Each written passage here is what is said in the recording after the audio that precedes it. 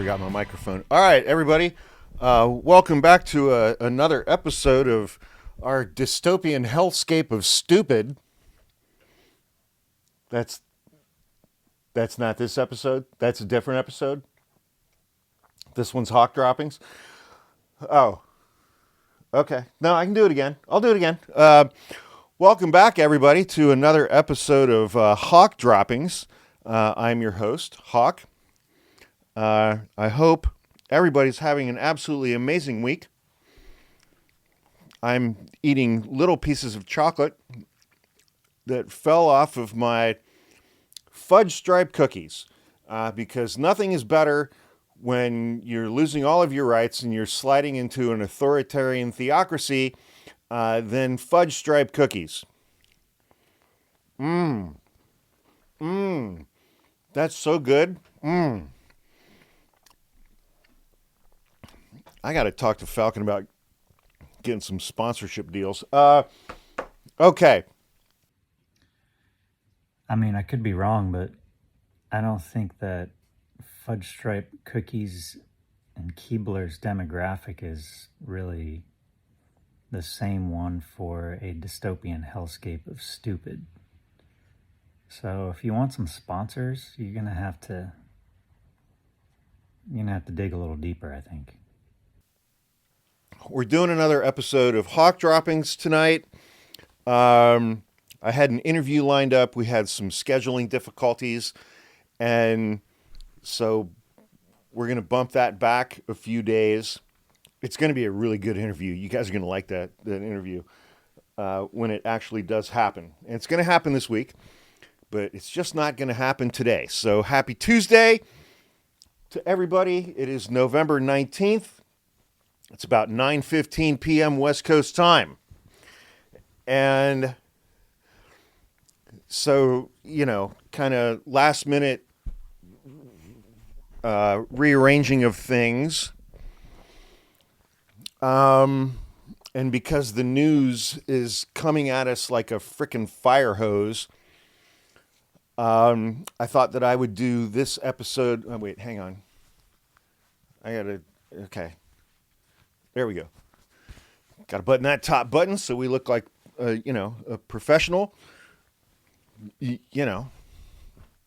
Hi. You got to dial that stuff in. I'm just saying, man.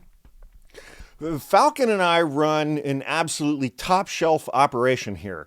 And by top shelf operation, I mean, we're going to button the top button on the dress shirt. And so we look like a professional. But not, too professional.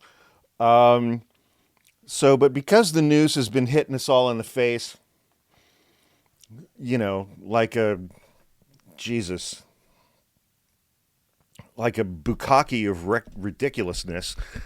And, because I had to kind of scramble last minute, we're going to treat this episode of Hawk Droppings, kind of like an episode of Coffee with Hawk. We're going to go through a whole bunch, rather than do a deep dive into one subject area.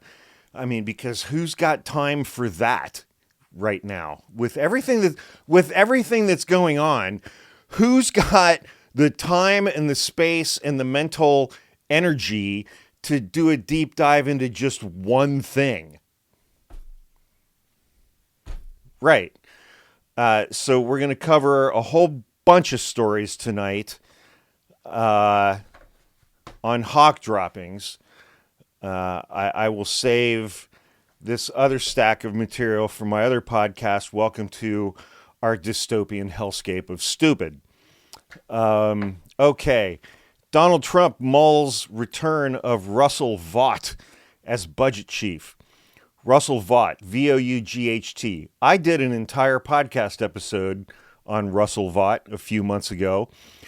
He wrote one of the 38 chapters in Project 2025. The chapter that he wrote, I think it's the second chapter, it's on executive power. And it's basically, he basically wrote a chapter on here's how you turn the presidency into a monarchy / autocratic dictator theocrat. And he was Donald Trump's previous director of Office of Management and Budget during Trump's first term. He's very prominent in the Heritage Foundation. He wrote the chapter on executive power in Project 2025. Donald Trump has already appointed as FCC chair another author of one of the chapters of Project 2025. We'll talk about him in a couple of minutes. And so I think there are 5 people up to this point who either wrote chapters in Project 2025 or were involved heavily in Project 2025 that Donald Trump has brought into his administration after saying, I don't know what Project 2025 is. I have nothing to do with that. I don't know what that is. I disavow it. I don't know what's in it, but I disavow it anyway because many people are saying that everything in Project 2025 is bad. It might cost me the election. So I disavow this Project 2025 that I know absolutely nothing about. And fortunately for Donald Trump, and again, one of the benefits of being on a podcast where I can say whatever I want, and I'm not on TikTok, so I don't have to worry about community guideline violations. One of the benefits in that regard for Donald Trump is that people who voted for Donald Trump are complete fucking morons who are the most gullible people I've ever seen in my entire life. They're stupid, they're loud, and they're mean. All right, so next story. Former President Bill Clinton has a new book coming out. It is about the period of time post-presidency for Bill Clinton. The name of the book is My Best Friend Jeffrey Epstein. Wait, no, that's not it. That's wrong. That's incorrect. Oh, wait, I got that wrong. I don't know the title of the new book. However, within the new book, Bill Clinton wrote at great length about how he wishes that he had never met his former best friend, Jeffrey Epstein, the late convicted sexual offender and turbo pedophile who was Bill Clinton's best friend during the 90s, overlapping the period of time when Jeffrey Epstein was Donald Trump's best friend. They were both best friends with Jeffrey Epstein, but I'm sure they kept their underpants on at all times. Donald Trump calls for a halt to the confirmation of new judges. President-elect Mango Mussolini Tangerine Tits Little Donnie Two Scoops said on Tuesday he is calling for a halt. A halt, I say, in confirming President Joe Biden's nominees to the federal judiciary until Trump takes office, accusing Democrats of trying to stack the courts. Said Trump, the Democrats are trying to stack the courts. I said, I'm reading. I know I said it twice, but it's in the thing twice. I didn't just say it off the top of my head twice. It's written in the thing that I'm reading from. All right, whatever. Leave me alone. Stack the courts with radical left judges on their way out the door. No more judges confirmed before Inauguration Day. And let's have another small bite of America's most amazing snack, fudge stripes from, is it Nabisco or Nestle? Nabisco? Which one's the one with the elves? I always forget. I mean, they live in a tree. Are they the ones that make the Fig Newtons? That I think it's okay. All right, so anybody who's followed me for a while knows that I'm an absolutely huge fan of the website The Bullwark, Bulwark. One of their senior guys is Jonathan V. Last. He's kind of my spirit animal because he's just negative, and that guy can't find a fucking silver lining to save his life. But I appreciate that about him because I'm kind of like that. But yet at the same time, I live in perpetual fear that I'm going to say something that is going to land me on a list that Jonathan V. Last, maintains of people that he doesn't like. And my general sense is that it's like once you're on that list, you're on that list for the rest of your fucking life, man. I mean, I've not heard, I have not been regaled with any tales of someone who found themselves occupying a position on that list and then through some, heroic measure, was able to remove themselves from that list. And so it's like, I record all these podcasts every week and I do so in perpetual fear that I'm going to end up on some kind of a fucking list from Jonathan V. Last. And that's going to, destroy everything my brother and I have tried to build over the last year. But that's neither here nor there. But I love the Bullwark. Everybody should subscribe to the Bullwark. I disagree with those guys frequently, but I always appreciate their positions, their arguments in support of their positions, the language, the writing that supports those arguments in favor of their positions. Good writers on that page. Just good writers on that page. And it's like, if you're going to argue against something, you should be able to do so eloquently and with good writing, because it's like you can have the best fucking argument in the world, and if you're a shitty writer, nobody's going to care. Nobody's going to care. And so I salute Jonathan Last, Sarah Longwell, Tim Miller, Sam Stein. They've got just a ton of Amanda Carpenter. I mean, she's a guest over there. She's not with them. Whatever. Kim Whaley. Tons of incredibly talented people over there. You should all go subscribe to the Bullwark. And if for no other reason, then it's like if I do end up on a list, with Jonathan V. Last, then all of you guys can lobby to get me off of that list. So he writes, America is a banana republic now. He wrote, so he puts out a newsletter every day. It's a great newsletter.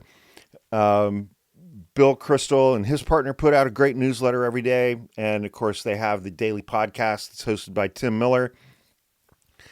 One of the things that I love about Jonathan V. Last is it's not uncommon for him to start off his daily newsletter with like, you're really not going to like the things that I wrote about in this newsletter, and the things that I wrote about in today's newsletter are terrible and awful and they suck, but you should read it anyway.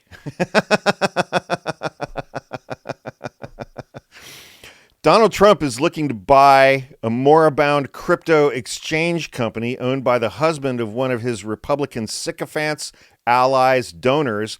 He's going to pay for the acquisition with stock from his Truth Social company, the price of which is inflated to ludicrous levels by a combination of cultists, speculators, and people seeking to influence him. Oh, God, I fucking hate these people. Can they just go away? Quote of the day from former British Prime Minister Boris Johnson. I think there is some sort of faction in the Republican Party that has a strange kind of, sort of, homoerotic fascination with Vladimir Putin, which I personally don't share.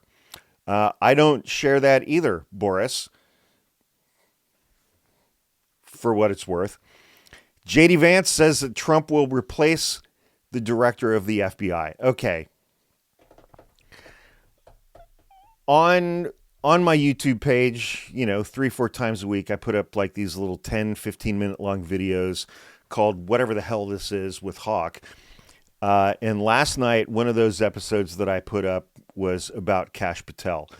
I don't know on which podcast show I did it. Excuse me. Earlier this year, I did like a 45 or 50-minute long deep dive into Kash Patel and the Really, I'm going to get the hiccups now. And the absolutely amazing series of children's books that he wrote about the 2020 stolen election, about the Steele dossier, and the return of the king, Donald Trump in 2024.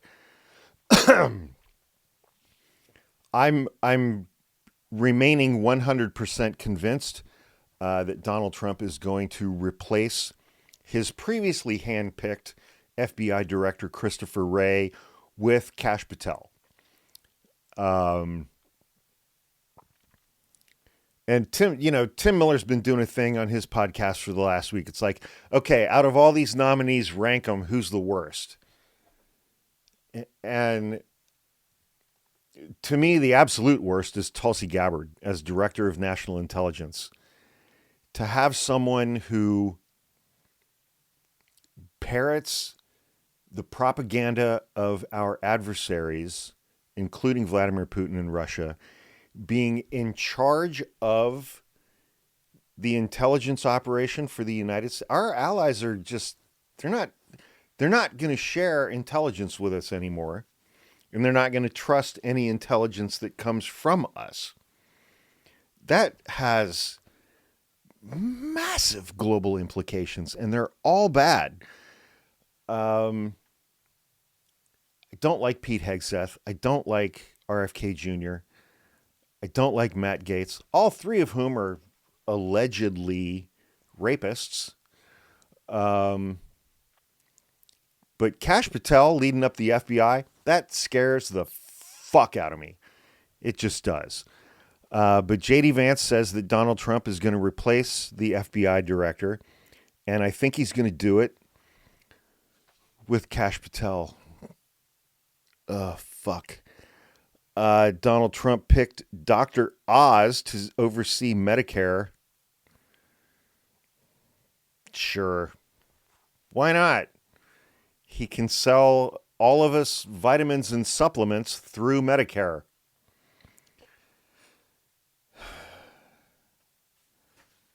It's like, I got to call the government today. I'm out of fish oil. What the fuck, man? Benjamin Netanyahu offers $5 million for each hostage returned. Fuck you, Benjamin Netanyahu. Trump's calls to members of the Senate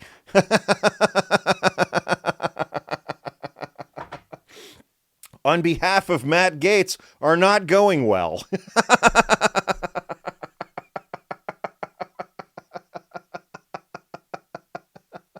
You think? Okay, let's take a deep breath. Let's get your sit bones in place. Let's get our chakras aligned. Let's take a deep breath. In. Hold it. Out. There we go. All right. As Republicans circle the wagons around Matt Gaetz and his nomination to be Attorney General, Donald Trump and his surrogates have started calling GOP senators to feel them out on the confirmation battle. The calls have not been going well.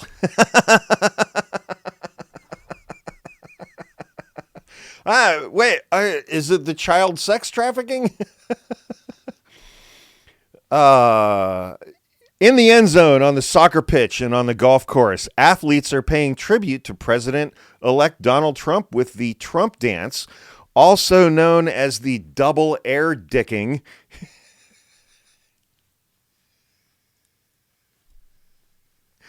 Yeah. What the fuck? Kamala Harris's chances at victory were hurt by low turnout in blue wall cities, meaning cities in blue states. So, okay, large cities in the blue wall states. The blue wall is Wisconsin, Michigan, Pennsylvania. The large cities are Milwaukee, Detroit, Philadelphia, and Pittsburgh. When Donald Trump tried to overturn the 2020 election, he did so by attacking the swing states.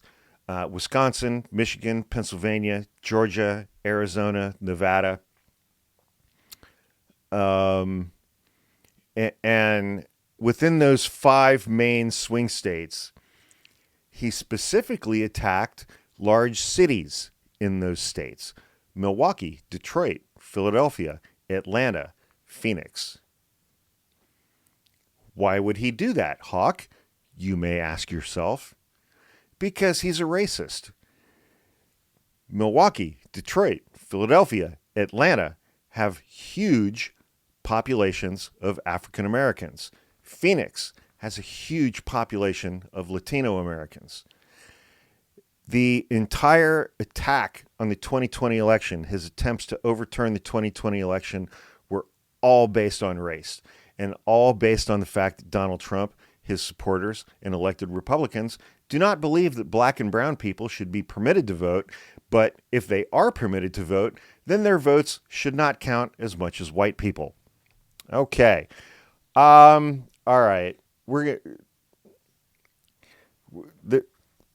have a series of articles here that I put together on the same topic that I want to talk about.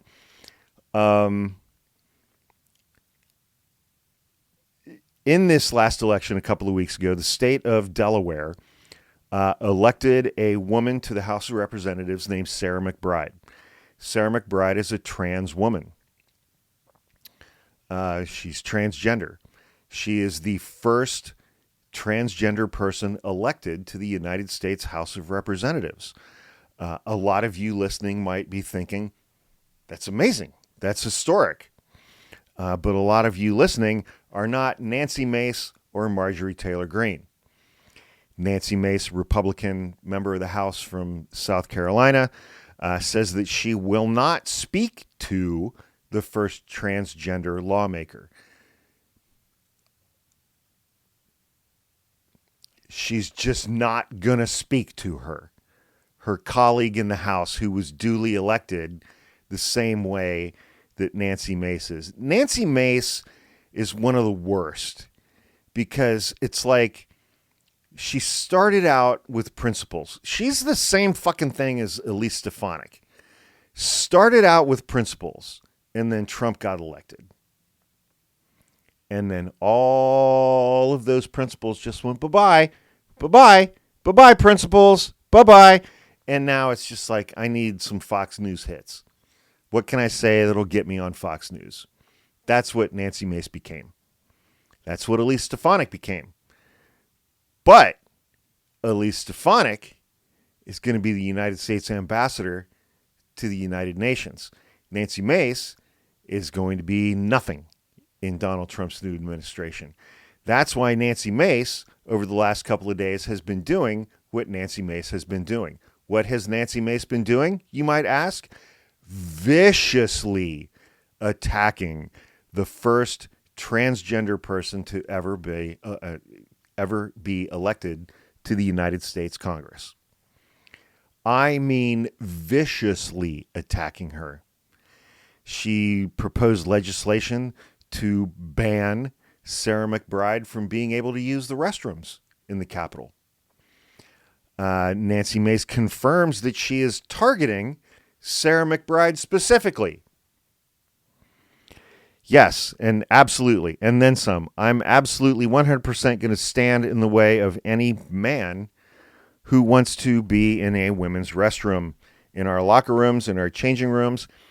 I mean, if you only listened to Nancy Mace, well, I was going to make a joke, and upon reflection, I think that's a bad joke, and so I'm not going to make that joke. Marjorie Taylor Greene is similarly fed up and suffered a full meltdown earlier today. I think she was on Steve Bannon's War Room. And both Nancy Mace and Marjorie Taylor Greene are very, very intentionally misgendering Sarah McBride by calling her him and by referring to her as a man. It's like, I don't think I've ever been in a women's restroom, but I'm going to go out on a limb and say that they don't have urinals. I'm going to further go out on a limb and say that a women's restroom, and I'm just spitballing here, I could be wrong, tell me in the comments if I'm wrong, that it's a row of stalls such that any woman who is in a women's restroom, who is using the restroom, cannot see any other woman who is in that restroom, who is using the restroom. Please let me know in the comments if I'm wrong. And so it's like, what exactly do Nancy Mace and Marjorie Taylor Greene think they're going to see that is so offensive to them when they are in the women's restroom, when they can't see any other women who are actually using the restroom? I mean, it's like, do they think they're going to be in a stall and some like gigantic penis is just going to come up, flap over the... I don't know, man. I don't understand these people. I'm glad I don't understand these people. These people are hateful and they suck. These people are hateful and they suck. Let's see. The Senate. Let's talk about the Senate for a minute. Donald Trump is essentially trying to do away with the Senate when it comes to confirming his nominees to his cabinet. He names nominees. They have to go through the Senate. They get voted up or down. They get confirmed or not confirmed by the Senate. And Donald Trump does not like that because Donald Trump is he's nominating objectively unqualified, disqualified, terrible human beings to be in his cabinet. Coincidentally, they all happen to be white. There you go.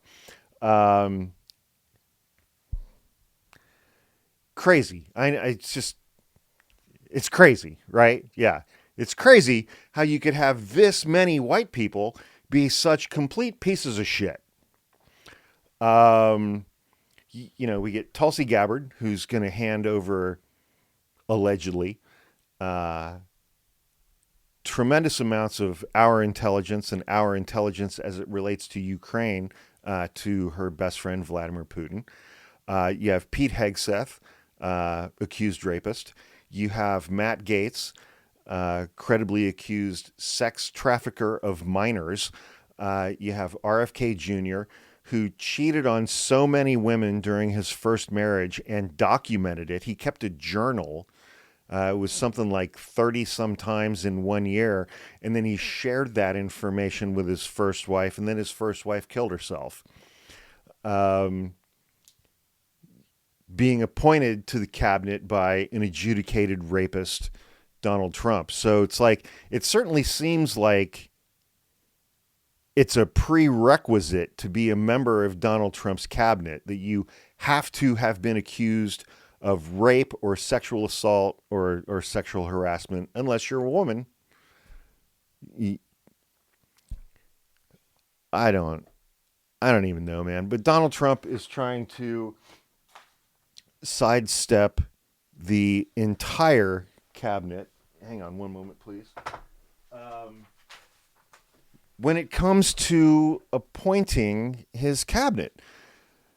So we're going to see how that's going to go. But again, it's like, use your imagination to imagine the absolute worst possible thing that he could do. And what he's actually going to do is going to be worse than that. And who the fuck's going to stop him? The courts? You think in his second term that Donald Trump is going to obey a court order? Seriously? He's taken out the legislative branch. They're in his back pocket. The judiciary, the Supreme Court, they're in his back pocket.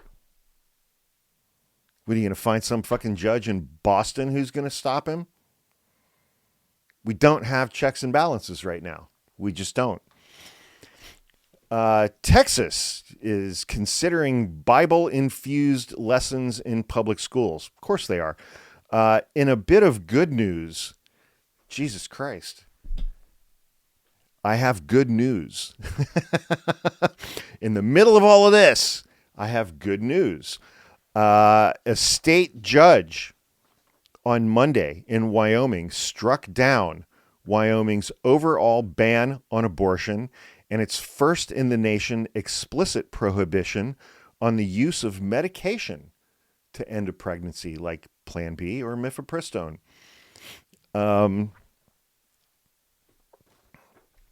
Wyoming, I've driven through Wyoming. There are parts of it that are just like shockingly gorgeous geographically. But apparently a lot of the people suck. So I don't know what to tell you about that. So that law has been struck down by a very courageous state judge.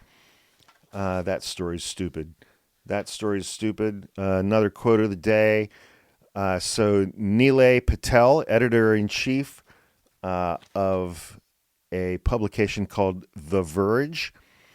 To be as clear as I can be, the second Trump administration with Elon Musk embedded within it represents the most direct and sustained threat to the First Amendment and the freedom of the press that any of us will ever experience.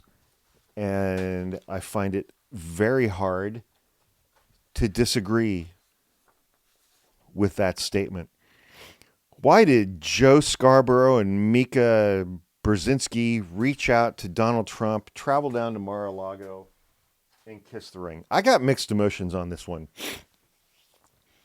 They are on MSNBC for 20 hours a week, and their show is about politics. And how do I say this? Well, I'm not going to try to sugarcoat it or filter it, I guess. How do you spend 20 hours a week on MSNBC with a show that's about politics and not have some kind of interactions with the President of the United States? They have to do that on one hand. They have to. You can't just go into a new presidency as MSNBC and one of the top rated shows on MSNBC and say, fuck that guy. I know our show is about politics in the United States, but we want nothing to do with the President of the United States. That's one thing. The other thing is they've spent the last several months referring to him as Hitler, a fascist, saying that there's absolutely no middle road with Donald Trump. And then, but it's like a week after he gets elected, they go down and fucking bend the knee and kiss the ring and wonder why MSNBC has lost 50% of its viewership over the last 2 weeks. You know, and they announced that on their show Monday morning. And I read an article this evening that said since Monday morning, the ratings for Morning Joe have absolutely fucking cratered as well. So it's challenging times that we're all going through here. But I swear to God, if one more of you people puts something in my comments about that fucking Spoonamore guy, that guy is QAnon for the left. The 2024 election was not stolen. Kamala Harris lost, and Donald Trump won because shit tons of a boatload of Democrats stayed home. There's no grand conspiracy. Elon Musk did not steal the election with his satellites and then crash all of those satellites in blue states. There were a lot of people who showed up to the polls and voted for Donald Trump and left the rest of their ballot empty.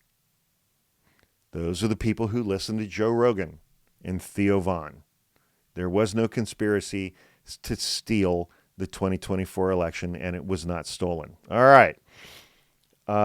This story, I was lurking around on some other sites that I don't usually take stories from for my podcast, but top Justice Department antitrust officials have decided to ask a judge to force Alphabet Incorporated, which is the parent company of Google, to force Google to sell off Google Chrome, its web browser, in what would be a historic crackdown on one of the world's biggest tech companies. It's like if you're Google and you have to sell your web browser, I'm not sure that all of us are completely aware of what the implications of that could or would be. How many companies exist on the planet Earth who have the financial resources to buy Google Chrome from Google? What's the price of that even going to be? It's like, should we start a GoFundMe?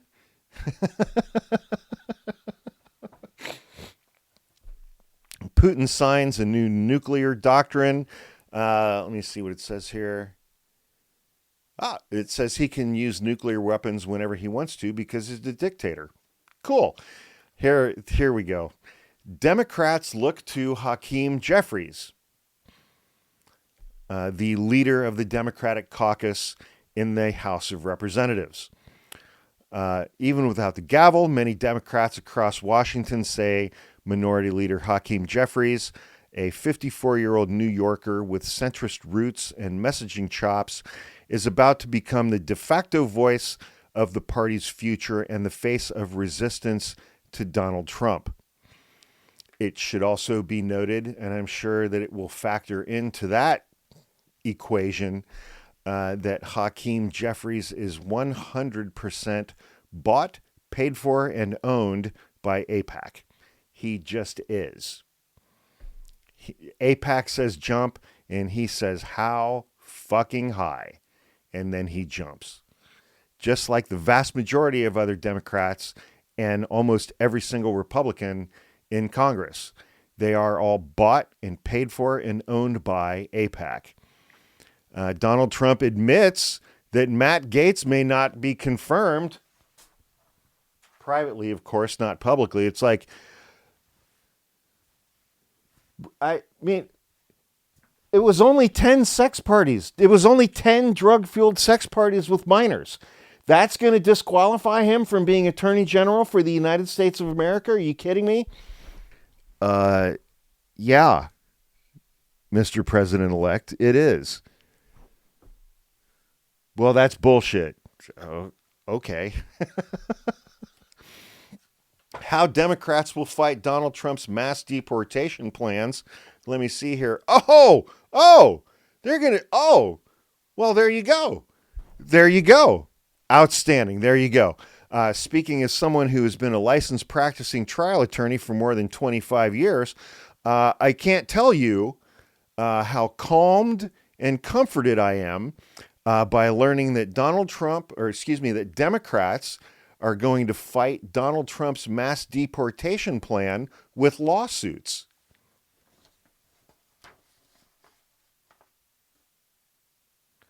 Because, Donald Trump would never, ever, ever disobey an order from a court that he didn't like. So, right there you go. It's in black and white. I mean, it's in blue. It's black and white. Lawsuits.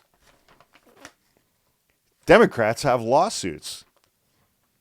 Fucking A, man. That's outstanding. Donald Trump has picked former MTV Real World star Sean Duffy and Fox News contributor to be the Secretary of Transportation. There you go. All right. Donald Trump is calling for Iowa pollster Ann Seltzer to be investigated after she completely bombed her poll that was released the Saturday before Election Day that showed Kamala Harris up by 3, said Trump of pollster Ann Seltzer. She knew exactly what she was doing. I don't know that Donald Trump knows what he thinks she was doing, but at least he acknowledges that she knew exactly what she was doing. So, there's that. Progress, I guess.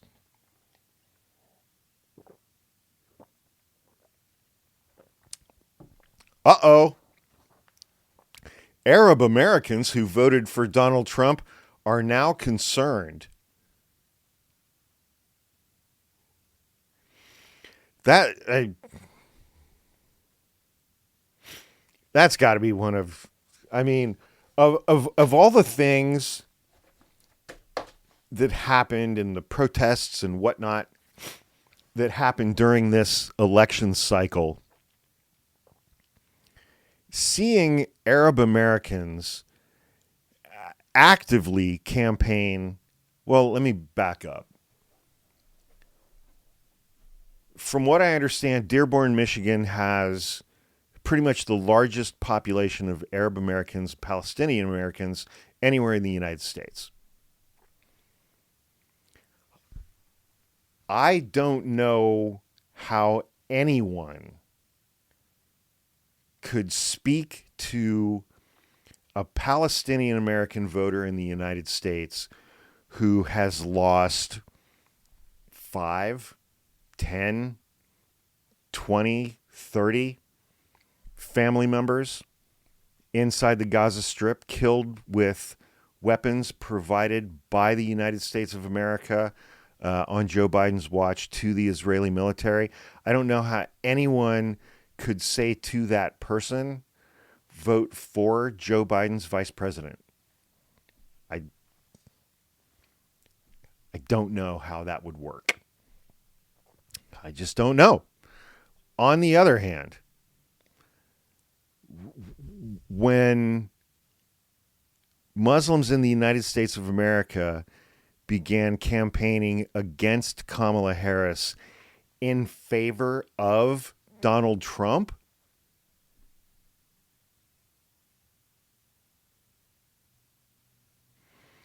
that was one of the stupidest fucking things I've ever heard in my entire life. It's just, Kamala Harris was calling for a ceasefire. Donald Trump was telling Bibi Netanyahu to get the job done. Wrap it up. Get the job done. His son-in-law is Jared Kushner, who, when Jared Kushner was growing up, Jared Kushner's family was so close to Bibi Netanyahu that Bibi Netanyahu used to stay at their house. He used to sleep in Jared Kushner's bed, and Jared Kushner would go sleep in the guest room, because Jared Kushner's bed was better than the bed in the guest room, and so Bibi Netanyahu used to sleep in Jared Kushner's bed when Jared Kushner was a kid. And Jared Kushner wants to build beachfront resorts in Gaza, built presumably atop mass graves. And Arab Americans said, vote for Donald Trump because we don't like Kamala Harris. And now they are concerned. They're concerned. They're very concerned. They're gravely concerned. They're quite concerned. They're very, very gravely quite concerned about what's going to happen.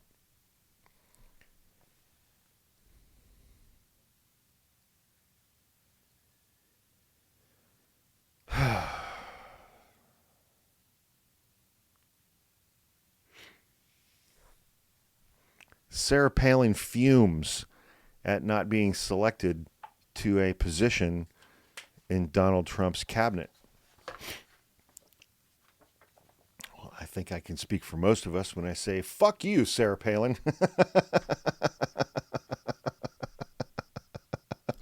All right, let's close it out with that. Let's close it out with fuck you, Sarah Palin. We're coming up on 45 minutes. And, man, it's been quite a couple of weeks since the election. It was 2 weeks ago. Yesterday was election day. So 2 weeks ago today, we were all just like going, are you fucking kidding me? Are you fucking kidding me? Are you fucking kidding me? We did this again. We really, We really did this again. We're doing it. We're doing this again. We're doing this again. Oh, he's worse this time. Oh, he's a lot worse. Oh, now. Oh, okay. Okay. Yeah, sure. What the hell, man? Yeah, let's do this again. Um, it's been a rough couple weeks. It's been very challenging for me over the last 2 weeks to regulate my emotions and to regulate my nervous system, and be anything that even remotely resembles the idea or concept of being productive. Um, it's been unpleasant. It's been unpleasant, and I know we're all very fearful of what may be coming, especially looking at who Donald Trump is choosing for his cabinet. It's just, and we're all waiting to see what the Senate is going to do or not do. And it's like, are John Thune and Mike Johnson going to be like, oh, time to adjourn. Let's take 12 days off.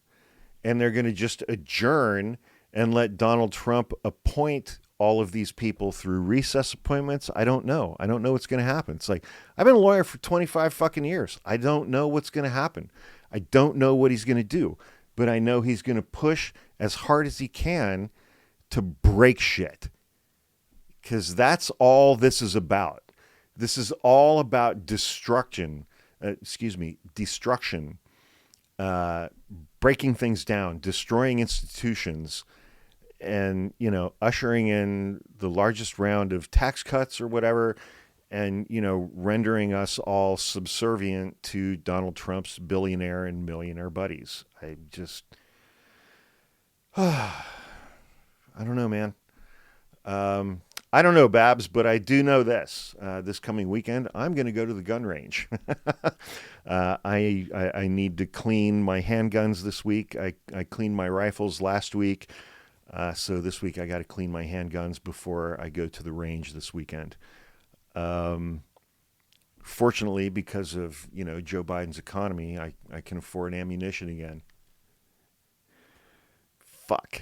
Okay. Anyway, it's about 10 p.m. on Tuesday evening, November 19th. We got 3 more days this week until we hit the weekend. I hope everybody has a good week. Seriously. Please do what you can to take care of yourselves and each other. And as always, above all else, please be safe. Please be safe. And I'll see you guys next time. Take care. Thank you again for listening. And thanks to everybody for subscribing. It means the world to me. Thank you.